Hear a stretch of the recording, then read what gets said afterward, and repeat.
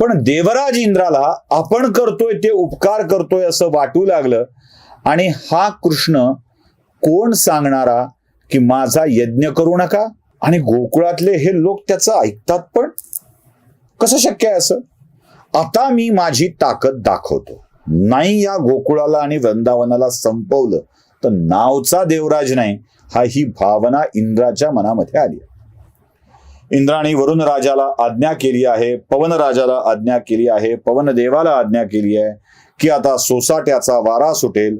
सगळी इकडची ढग एकट्या मथुरेमध्ये, एकट्या गोकुळामध्ये, एकट्या वृंदावनामध्ये जमा होतील आणि सोसाट्याचा वारा आणि प्रचंड पाऊस इतकं बरसायचंय की वृंदावन आणि गोकुळ वाहून गेलं पाहिजे, नेस्तनाबूत झालं पाहिजे.